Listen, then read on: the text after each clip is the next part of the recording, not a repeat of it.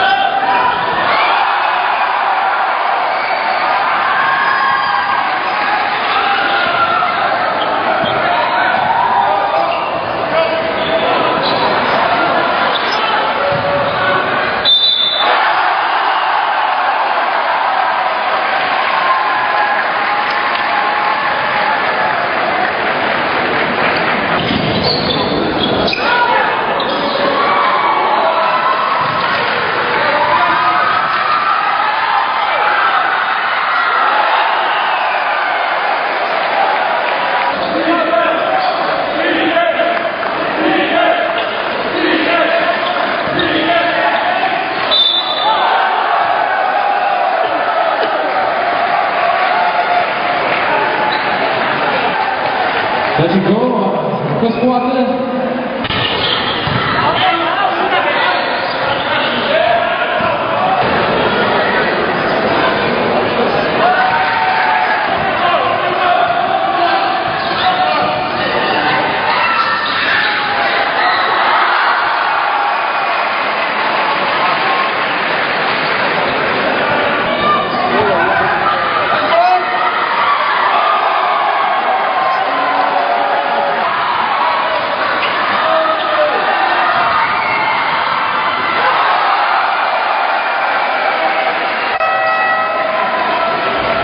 Here we go, first half of... You to play team basketball, pare. If we forget about individual agendas, pare, we might be able to get this victory.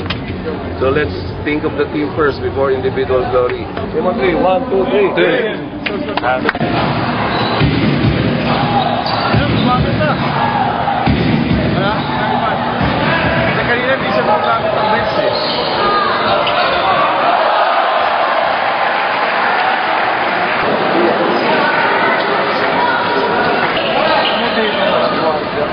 Ba't ba ni Basa? Pangit?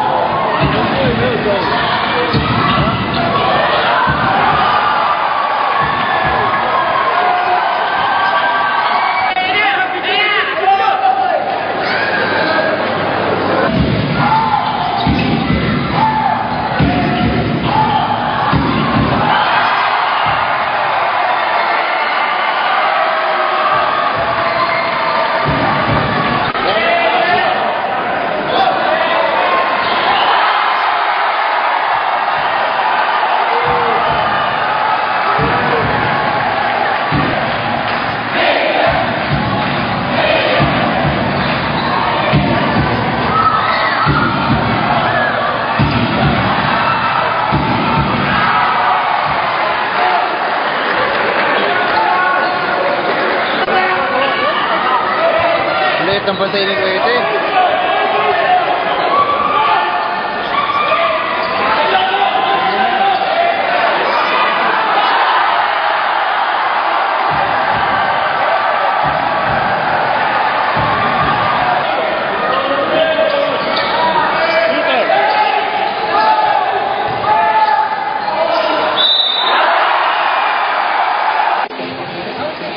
Well, it was a tight match. Siyempre, madikit ang laro. I still would say Philippines is still the best. Okay? They did a good job. Ginawa ko, nag-adjust ako sa zona. So, binabaan ko ng zona kasi yung man, nakakapag-atake sila. So, ginawa kong zona na. Well, not really. Just, it is a national team. Kaya sabi ko, may import eh. Pero siguro kung may importing ka, yung Philippines, malakas din. But judging from all locals, maganda pinakita nila. I think the game was pretty difficult because, you know, we have been playing for 4 straight days. So all the teams were kind of tired. So I think it's the best of the team who won. So the game was really tough. It was tough. Is this one of the toughest games for you, the Philippines? No, it's not one of the toughest. I've played tougher than that. Yeah, so for those who know me, I played in the ABA, so I've played tougher games than this game. Yeah, I mean, is this the toughest for you? Yeah, it was the toughest game for us. It was the toughest because Philippines, they play an organized game and they are really a good team. So it was really hard to beat them. You know, yeah, but we did it. Okay. Breaks of the game lang. Breaks of the game. Pero good game naman. So, Pero nahalata ba yung nakawalan ng chemistry ng Blackwater? okay naman, medyo ginamit naman niya yung D-League team niya nung huli. So nakita ko na meron namang chemistry. Talaga lang may import yung kabila kaya nakalusot. Patawid ka na disgrasya ka pa. Ano naging problema ng Blackwater kaya hindi kayo nakaagapan? Wala yung consistency sa game eh. May times na may spurts pero hindi consistent. Sa team na to, dalawa import nila, kailangan almost perfect game yung laruin. Ano natutunan nyo rito? Well, yung unang-una, yung approach sa game, dapat focus lagi. Hindi mag-celebrate, lumalamang. And lalong-lalo na sa PBA, daming magagaling doon. Konting pagkakamali mo lang, iti-take advantage nila yun. So hopefully, itong tournament na to malaking lesson para sa mga aspiring sa amin na makakit sa PBA. Okay naman ito. Nanalo kami, hirap kalaban. Pag Pilipinas, syempre, Pilipino rin ako. Tapos nandito ako naglalaro ko for Malaysia. Ang hirap kalaban, parang di mo alam kung anong gagawin mo. Okay naman, so far, yung mga locals, tsaka yung ibang import, nag-step up sila sa game. Pero you think yung Blackwater, kung babalik sila next year, isa sa problema nyo pa rin? Oo. Isa sa mga kinakatakutan kasi yung Blackwater and at the same time, Philippines. Isa sa mga kinakatakutan pag international games. Ano sinabi ng mga teammates mo before this game? Gano'n sila ka-worry doon sa mga Pinoy? Yun nga, kasi ako, sinasabi ko sa kanila, pag Pilipino, ganito yung laro natin. Tayo mga Pilipino kasi gusto natin ng physical game. Contact dyan, contact doon. So sila, worried sila doon sa mga physical contact. Kaya medyo ilang sila pagdating sa Pilipinas. Ano sa tingin mo naging edge ng Malaysia in this game? So far, yung big man namin, yung isa, si Waytek, nag-contribute sa... Ayun, marami rin tayong hindi na convert na maraming turnovers, free throws. So anong kagandahan nito for Blackwater now? At least more or less may gauge na tayo do sa sa team kung kasi considered as tryouts pa rin ito para sa Blackwater team. So babalik ba kayo dito next year? Pag nag-imbita, bakit hindi? Kung may oras. Big deal ba na hindi kayo nakuha yung corona? Hindi naman. Parang learning experience, parang ganun pa rin. Spin.